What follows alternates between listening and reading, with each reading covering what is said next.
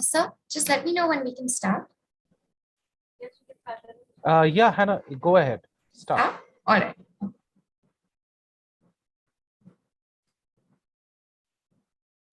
All right. A very good afternoon to everyone present here. My name is Hannah Sarsujan, and I'm a third-year student here at SCMC.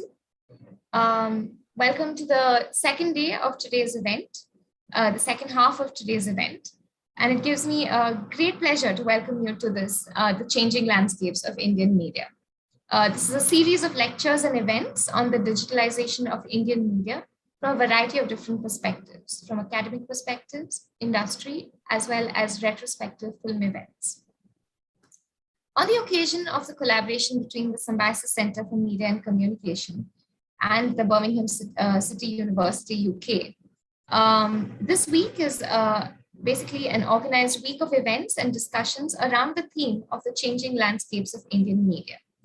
As a second part of today's event, we have with us SMM Osager, who will be taking us on a journey by tracing the history of Indian cinema, by introducing to us the intricacies of the history of the Bombay film industry. He would be doing this through the exhibition of exceptional examples of film memorabilia. It gives me great pleasure to welcome you, sir. Sir is a renowned film historian, an author, a collector of memorabilia, as well as a memorabilia archivist. He has also been writing on cinema since his days in college. Initially, a TV software executive on many popular shows, he later joined Ozians, India's premier auction house for art and cinema. His cinema memorabilia collection is considered to be one of the single largest private archive in the country. His debut books, Bollywood in Posters 2009, and his second book, Bollywood, The Films, the Songs and the Stars, were both released by Amitabh Bachchan. Sir is currently the Senior Vice President of Fantico, the premier NFT platform, and his next book, The Bachchans, is releasing this year. It also gives me great pleasure to introduce Professor Rajendra Dutra, the Professor of Cultural Studies and Creative Industries, Innovation and Enterprise from the Faculty of Arts, Design and Media from the Birmingham City University. So with that, sir, I will hand it over to you. Thank you, Anna. That was very kind of you. See, Indian cinema has been a fascinating journey in terms of its entire content. If you look at it, we started in 1931 with the silent cinema, and although the first silent film is widely acknowledged to be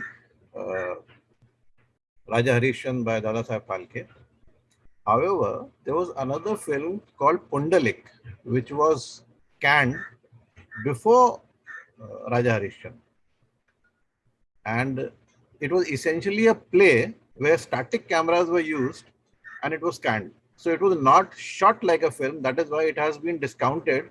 And the first film of Indian cinema is considered to be Phalke's Raja Harishchandra.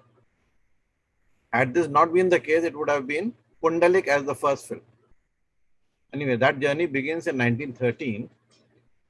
And see, initially, when in the late 18th century, the film started coming, releasing. Most of the films which released were all Hollywood films, films from abroad, and they were silent films, and they were very popular. But no Indian film was ever made. So that was what Phalke did was fascinating. And actually, you know, this idea of making a film came to Phalke when he saw a film on Jesus Christ. And he was so fascinated that he repeatedly, sat in the theaters and saw 3 to 4 shows simultaneously, one after the other. And he was so impressed with the idea that, that single film gave him the idea of turning a producer and director and launching India's first silent film, which he did. He went abroad and then he came back and then he borrowed money from so many people, and the whole journey is there online if you see, and that's how this Raja Harishchandra was created. Another thing of that is fascinating is that Indian society was very reluctant when it comes to cinema in terms of acceptability. Like there was some kind of a stigma attached to cinema in those days, because of which initially, if you look at the films are either mythologicals or they are based on folk tales. The themes are very widely acceptable in the society. Such themes were deliberately taken up by the producers and directors because it was important for them to find acceptability in the Indian society, because people used to look down upon cinema in those days. So like an onslaught of Western culture, kind of that logic was there in some way. So to dilute that, the producers and directors who initially took up the form studios and started making films, they realized that if we make films based on folk tales and based on mythology, based on religious themes, at least the society would be more positive towards this genre. And that is what happened. Slowly and gradually, people realize that this is one medium which has been Indianized, and we can literally live those moments in those 3 hours or 2 hours and watch these films and experience the whole thing that we have read over the ages on cinema. And in the silent cinema, initially the women were not widely accepted and widely available to act. So if you look at the initial films of from 1913 to 1915-16, most of the female roles were done by males, because females were reluctant to to go ahead and act. So men used to don a female clothing and they used to play female characters. Then slowly, as the idea of cinema gained ground in India, of course, a lot of studios germinated, lot of actors came up, and the initially, if you look at Kolhapur was a place where actually 3-4 studios came up. Baburao Painter is one of the finest examples of one such giant who not only produced, directed films, but also gave influenced them in multiple ways. Like he was the art director also, he was the script writer also, multifaceted personality. He is the guy who groomed V. Shantaram, who eventually made some of the finest films of early 30s. And of course, he was a partner in Prabhas Studios, Pune, which is famous for one of the finest batch of films which came out in the 30s. But simultaneously, there were other people also who were making good films, like Ardeshir Irani of Imperial. Then there is Madan Theatres in Calcutta. Then there were filmmaking companies in Lahore. Then there were filmmaking companies in Calcutta. So of course, Pune was there, and Bombay. So these were the centers of initial cinema movement that took us forward, and the entire journey of silent cinema ends in 1931 with Ardeshir Irani's Alamara. Now Alamara and Shirin Farhad were started simultaneously. In fact, Shirin Farhad started first, and Alamara was started right after Shirin Farhad. Shirin Farhad was produced by Madan Studios, Calcutta. And Alamara, of course, is Imperial Cinema, Bombay. So both the films raced, and interestingly, it is Alamara which was completed first, and it is considered to be India's first talkie. And right after Alamara, Shirin Farhad was released. So that is the second talkie of Indian cinema. And after the talkie movement, yes, there was a flood of uh, production houses and studios, but those studios were all some of the studios were so powerful that they controlled the stars. Stars were on payrolls of the studios. That was the system. The actual star system that came prevalent in the late 30s and early 40s. That is the system that actually broke the hegemony of the studio systems. However, there were a lot of studios. Like if you take, if you look at the early talkie movement, then there is of course uh, Prabha Studios. Then there is Bombay Talkies. There is Madan Theatre. There is Ranjit Studios. So multiple studios were formed, and they were responsible for mostly about, I think, 50% of the films that were being produced, maybe more. And of all the films that were being produced, the most technically polished films came from Bombay Talkies. Bombay Talkies is one studio which had all the foreign technicians. It's most of the films were directed by Franz Osten. Then there was Joseph Washing, who was the cinematographer. They were all German. They had migrated from Germany, and the founder of the Bombay Talkies, Himanshu Rai, he was such a giant visionary that after making Karma, which was his first film, which he made with Devika Rani, he created the foundation for Bombay Talkies. And because in Karma he used the foreign technicians, he got them all from Germany, and they all settled in Bombay. And that's how Bombay Talkies flourished with one of the finest technical quality that you see in those films, in the films of that era. They came from Bombay Talkies. And of course, there were so many genres which were being made in those days. But again, the dominant genre of the 30s was mythology and folk tales, because those were the surefire success formulas in those days. As we moved from the 30s to the 40s, there has been you can see a sudden focus on the stars. Ashok Kumar and Prithviraj Kapoor were the biggest stars of 30s as we reach the late 30s. And of course, the emergence of KL Sehgal from Calcutta Studios. So these three were the top stars. And among females, there was Devika Rani, of course. Then there was this Leela Chitnis. There were so many top stars of late 30s, early 40s, which really, enrich Indian cinema. If you look at each of these stars' journey, it is a study in itself, I just want to, yes, Mr. Asja, hi.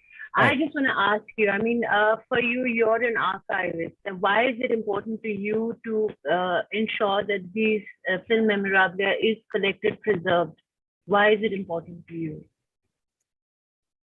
That's a very good question. See, in India, the National Film Archives was formed in the mid 60s.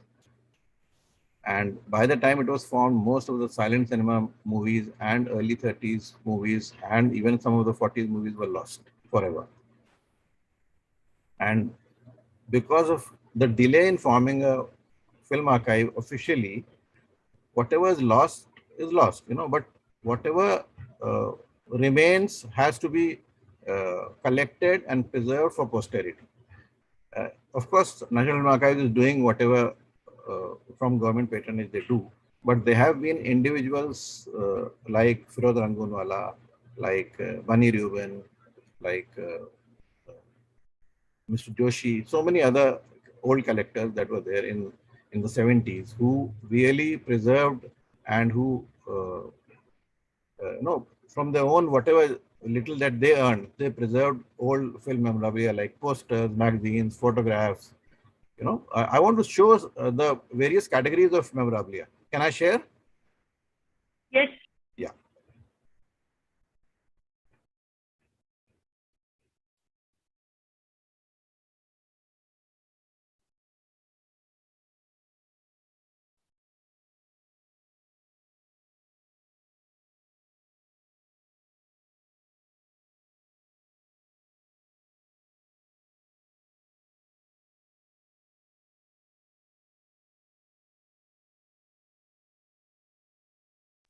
Let me know if you're having any issues with screen sharing.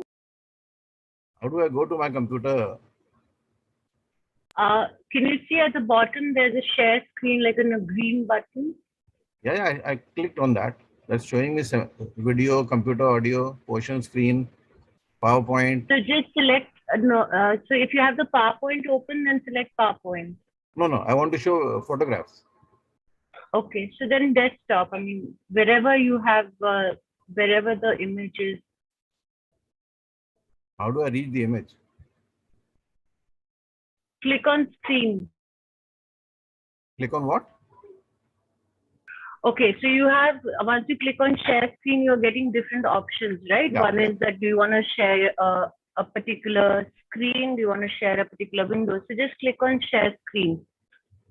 Yeah, I clicked. It's showing basic and advanced. Yeah, so desktop.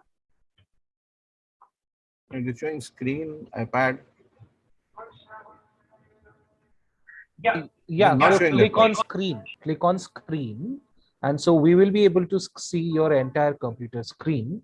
And then once you open the images on your computer, we will be able to see that. Yeah, you can see that.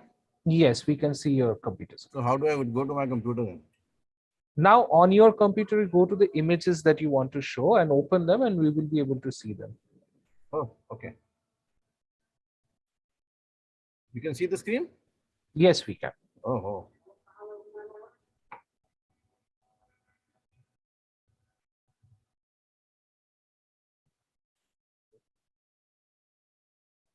Can you see? Yes, we can. Okay, now this is the poster of Tansen. KL Sehgal, one of the top stars of 30s and 40s, early 40s.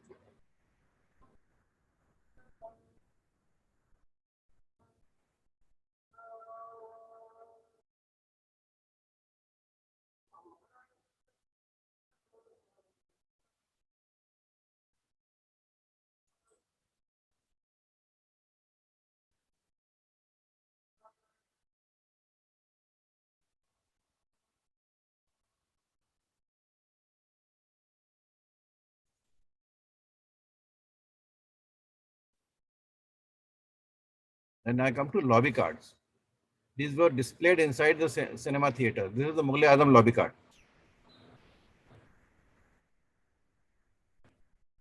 Can you see? Yes, we can. Yeah. See the beauty of this card.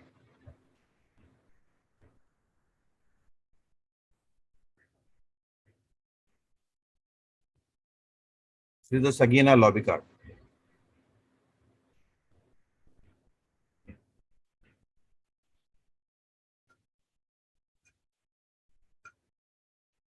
There's the Shahenshah lobby card.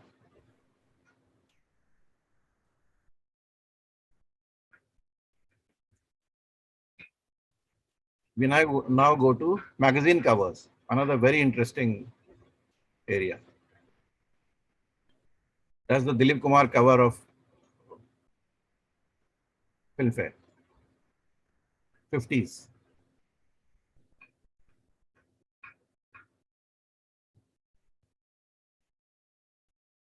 There's the Gabbar Singh cover, Film World, 1977.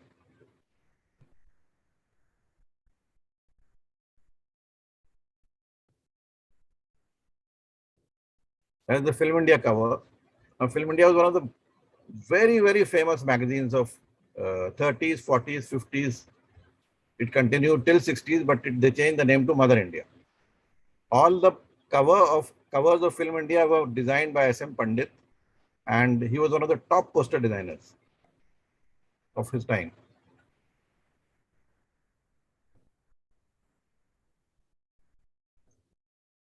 That's the Cineblitz cover of Amitabh Bachchan, 1982.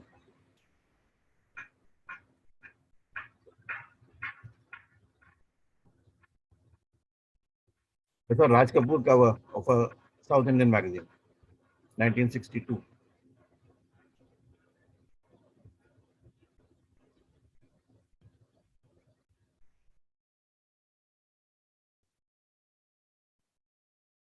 Now we come to photographs. These are film stills. That's Nutan, the profile.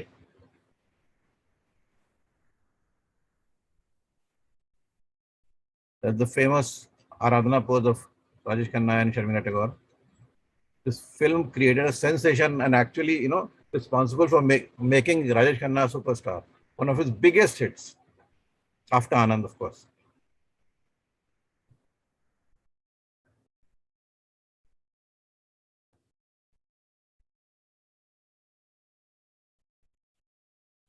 That's Asha Parekh in the early 60s. That's Dilip Kumar.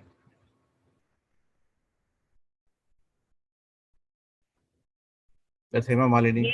These are actual prints that you have, right? These are the original photographs that I have in the collection, collected over the years, over the last 30 years.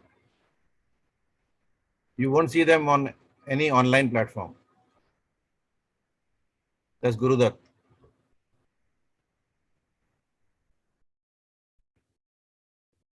That's Madhubala, one of the most beautiful actresses of her time. And look at the coincidence that she was born on the 14th of February.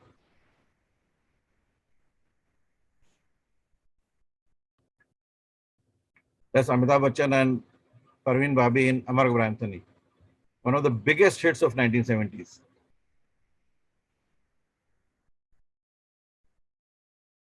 That's the profile of Amitabh in his peak in the early 70s.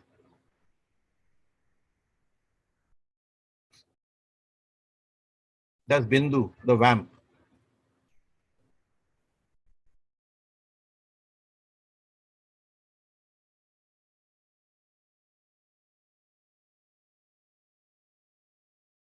That's Devanand.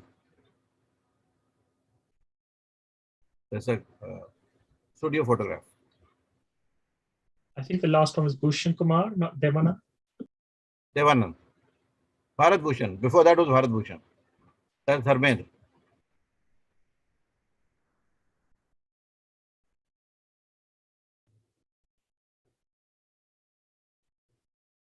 So there are several items in memorabilia that people collect, like posters, lobby cards, photographs, glass slides, and of course magazines. So, and when you collect, then you read. Supposing you pick up a magazine or a booklet, that's how you gain knowledge. How that film was made, who shot that film, who were the stars in the film, whether it was a success or a failure. So when you look at cinema, you also look at several other aspects like it is a reflection of that era. You can look at the fashion of that era. You can look at technology, what kind of phones they used in those days. So there are several. See, cinema is a reflection of the society in a particular era. So people can always go back to cinema to learn from it. Whether it's not just a question of social issues being projected there. There are so many other aspects to cinema that are important. What is it? You mentioned the glass slide. What is the glass slide? Glass slides were still projections which were done in the interval of a film, so that people see a coming soon poster.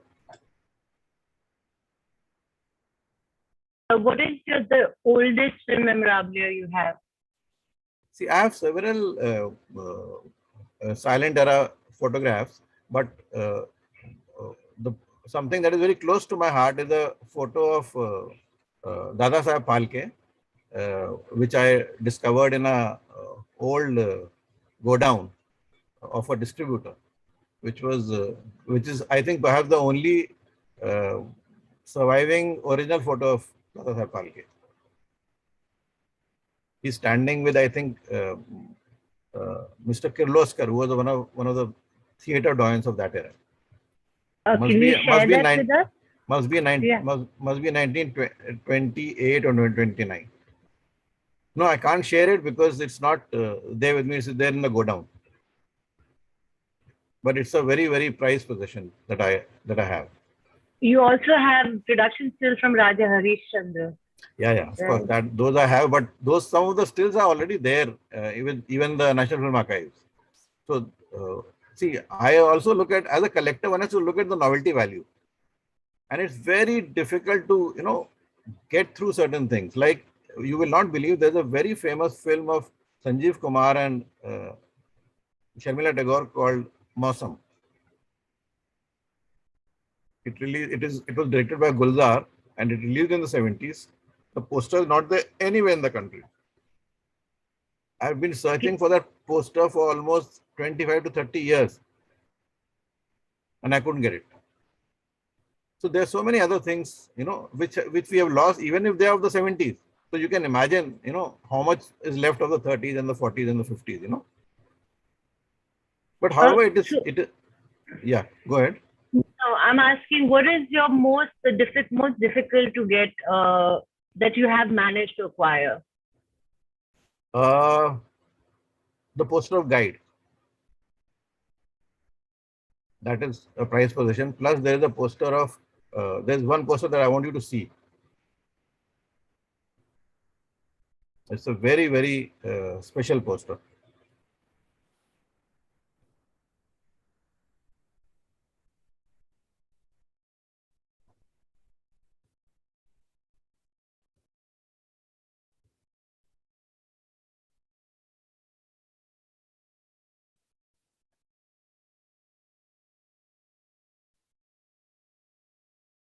The poster of Mahal. This is one film which gave life to 3 top stars. It made Madhubala a superstar overnight. It reaffirmed Ashok Kumar's sway at the box office. It launched Kamal Amrohi as a director. And most importantly, it launched Lata Mangeshkar to top form in playback singing, with Aayega Aane Wala being widely regarded as her first super hit song. Look at the poster. They were all hand designed. These are all paintings.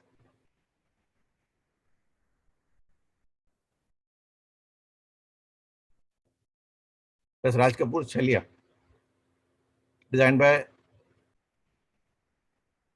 D.R. Bhosle.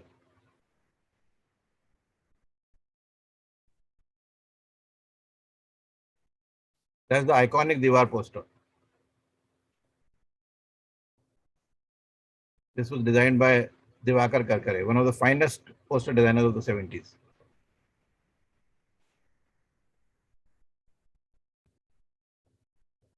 This is the famous Pakiza Embrace, one of the finest posters of early 70s.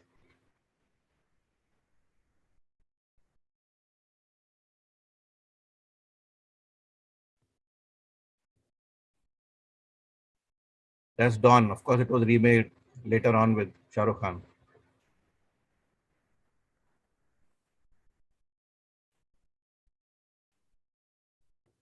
There's the iconic Barsat pose of Raj Kapoor and Nargis, which is also the logo of RK Films.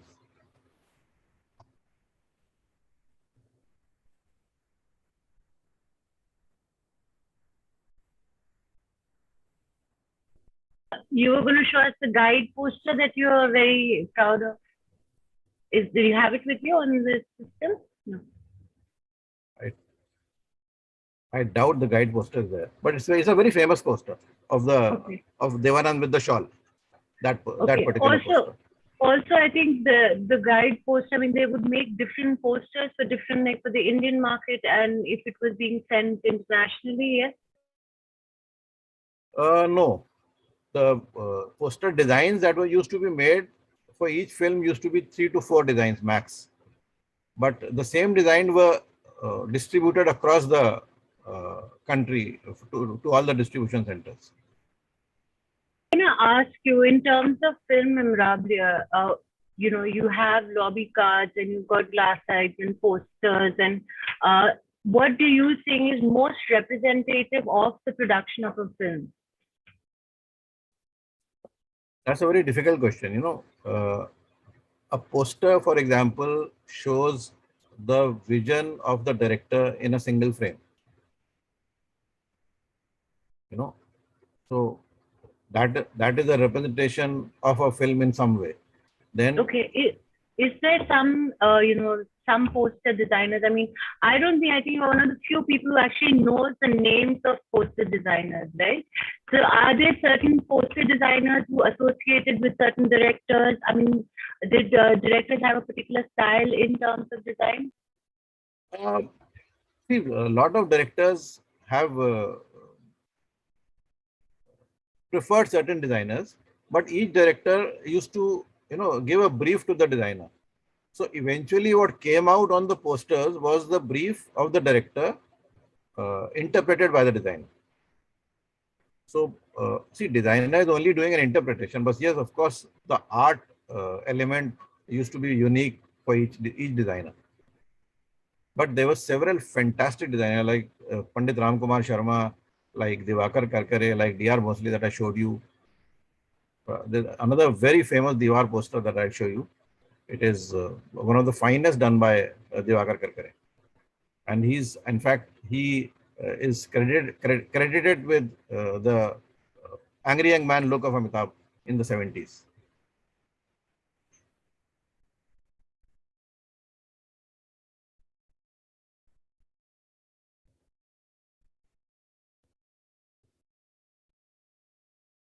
Yeah, can you see this?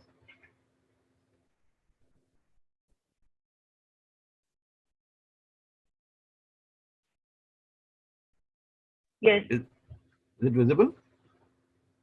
Yes. I just want to ask you, I mean, in terms of the eras, cinematic eras, is there a certain in terms of colors that would be represented, like say maybe in the 70s or 80s, is more pop, brighter colors? Was there a color palette that you would associate in terms of specific decades within Indian cinema? No. Are you speaking in terms of the poster design, the publicity design? Yes. No. See, even for silent cinema, the film posters were always colored. A lot of people ask me this question, But see, the film reel is a black and white reel. Why would they make a poster in black and white, It has never happened. No, in terms of if there is, let's say, if there is somebody like, we are having the film retrospective for Hrishikesh Mukherjee, right? So somebody like Hrishikesh Mukherjee versus somebody like Manmohan Desai, is there a certain stylistic difference in terms of visualization? It all depends on the theme. Like Hrishikesh Mukherjee made a wide variety of movies. His themes were always completely different. Like if you look at Alap, that is such a depressing film. And if you look at a Chupke Chupke or a Golmaal, they are laugh riots. They are considered to be classics even today. So it is the theme that decides the poster. So if it is a Chupke Chupke, it will be the poster would be a laugh riot. If the theme is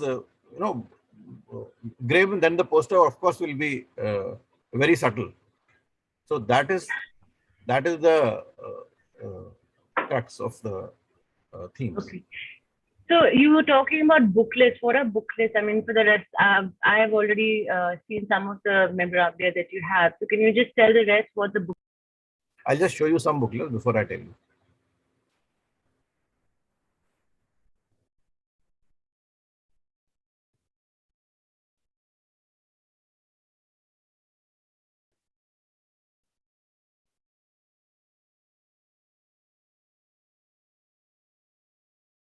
That's a Sarhad, Devanand, Suchitra Sen film.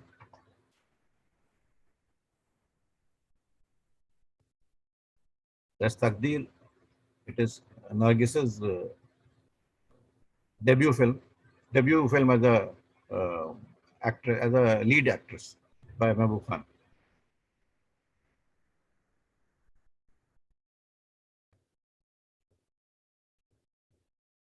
That's Aapki Kasam, a classic of Rajesh Khanna. So the film booklet used to be a small booklet which was distributed across the country to various distributors and publicists.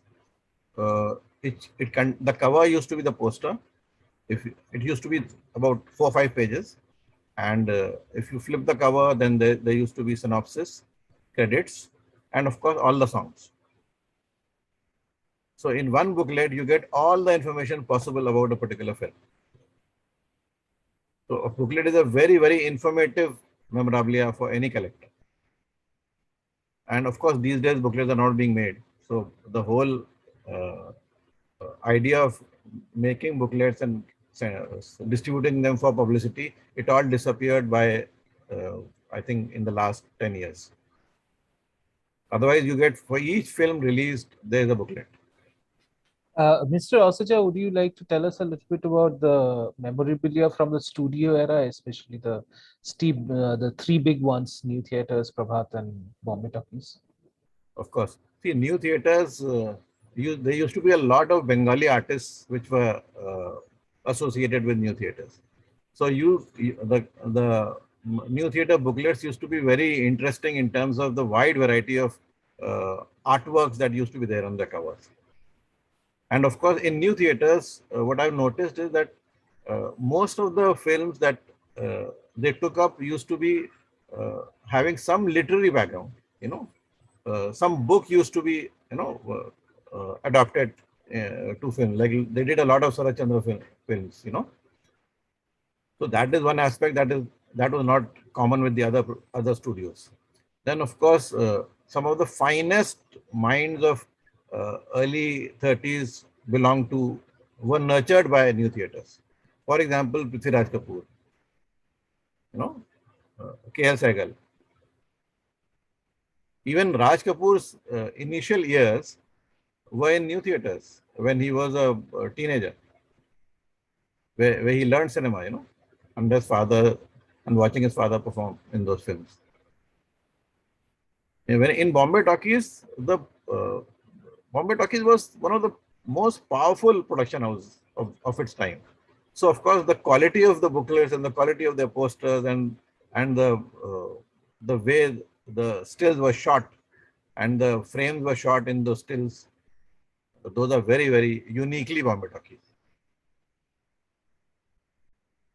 Prabhat, of course, because it is from Pune and there's a lot of Marathi culture influence on Prabhat films. And of course, a lot of films were linked to Marathi literature as well. So you can see a lot of culture there in those films. So I'm going to quickly start the question answer session. For those of you who have a question, you can either post your questions in chat, or you can just raise your hand and ask Mr. Osaja a question. Hi, Supriti. I have one. Hi, Mr. Saja. Thank you for that. Would you mind saying something a little bit about the stills photographer? So the person, usually it was a man, maybe there were some women, I don't know, but usually the people who were on the set when the action was taking place, when the films were taking place, and then the photos were clicked, and then these pictures were chosen by the directors or producers, which were then, some of them went on to become the posters. Could you say a little bit about that? And if you have any experience of the stills photograph process before they became the posters? See, for each film, there used to be stills which can be divided into 3 categories.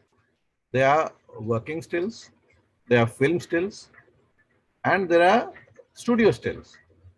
Some producers, what they did is they used to call the hero and the heroine in a studio, and they used to do a photo session of the hero and the heroine in the film's costumes, and out of that photo session, the poster used to get created. So that element is aside. Otherwise, there are broadly 2 categories: the film stills and the working still. In the working stills, of course, the directors, you can see the director directing the stars for a particular shot or something. And there used to be a dedicated photographer for a film, and after the film used to get completed, the entire album of continuity was created for the film. So you used to have in that album, you used to have all the stills of most of the scenes of the film. So have you managed to get any of these continuity books like within your collection? I mean, because that would be something, yeah. Yes.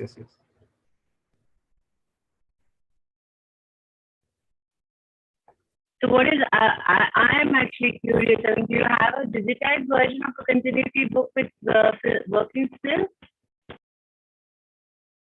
Have digitized continuity stills?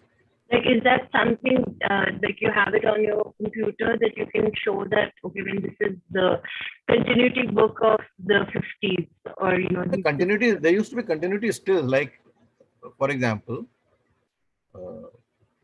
no, because as somebody who's worked in the film industry, continuity is one of the worst things that, you know, in terms of tasks to do. So I'm quite curious to see how they were doing it. Like, say, I don't know.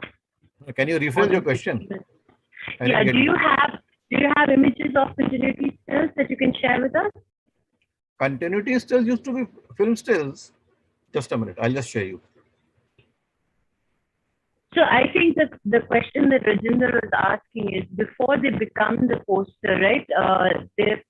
During the production of the film, there are stills being taken by the photographer, and some of them would be working stills, some of them will be film stills, right? So within, how easy is it to, or do you have access to these type of the working stills films, not as the final product, but the in progress product? Like this came out of the continuity still. You know, it's a film still, but it is the job of the continuity still photographer. He shot this pose while the film was being shot. But this particular photo you will find in the continuity stills as well.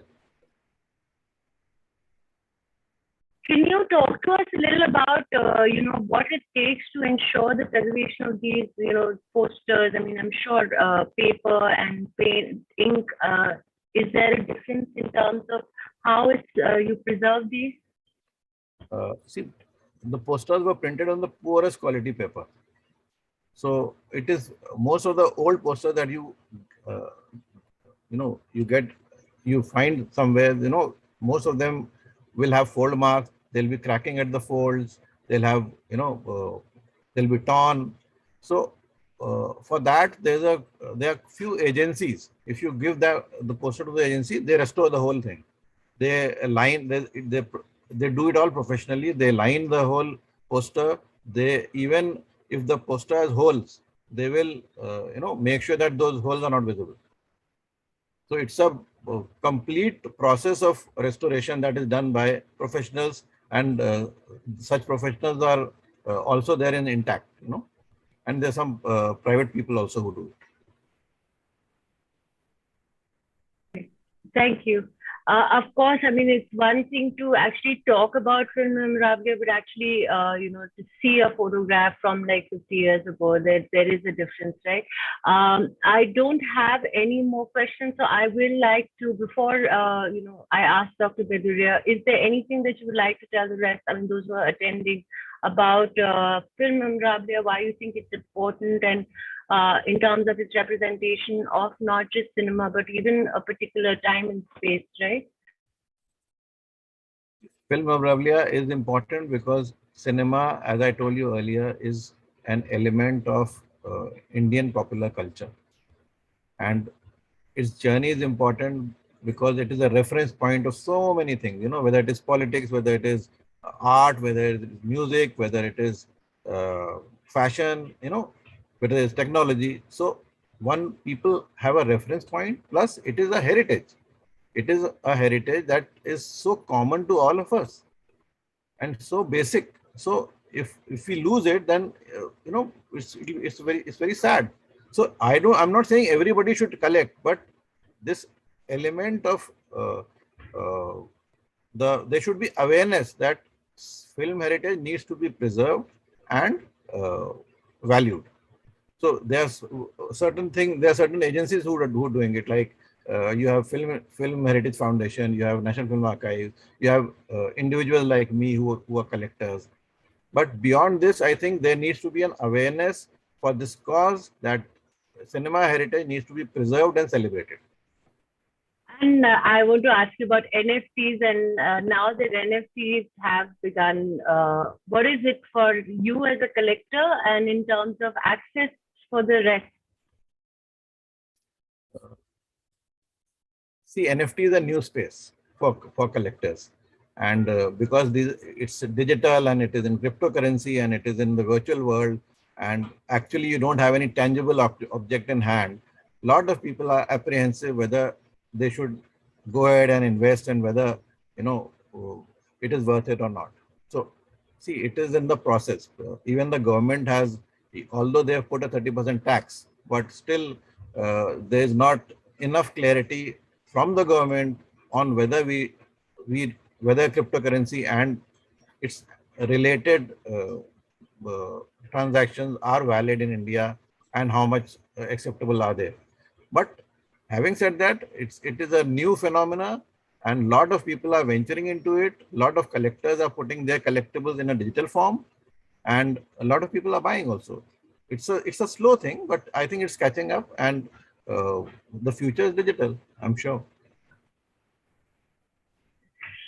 Yes, thank you. And you're working with Pantico. I'm going to ask Dr. Beduriya Chakravarti. He's the HOD of our audiovisual department at SCMC, and he's going to close the ceremony today. Thank you.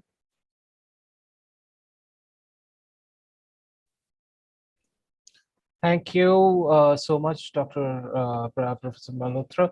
Mr. Saja, it was very nice to hear the discussion on the memorabilia. We live in a time where, due to all the digital, the plethora of digital films and other things, OTTs that are available to our students, it is very difficult for them to have find any sort of connection to what we call film history, the entire lineage of film history. So it is even more important today to, go back to these things, to take a look at things like a lobby card, a publicity booklet, a song booklet, posters, the incredible art of hand-drawn posters, which is almost gone, right? And to appreciate what is gone, because they may never come back again. And I thank you so much for giving us a glimpse of that world and the dedication and sincerity and the work that goes into saving those things, saving those forgotten things, and to make them part of our collective memory again. So thank you so much. And we hope to see more of these memorabilia, of course, whenever we get a chance. We have seen some of them online before. So thank you so much. And on that note, I'd like to end this program. Thank you so much. Thank you.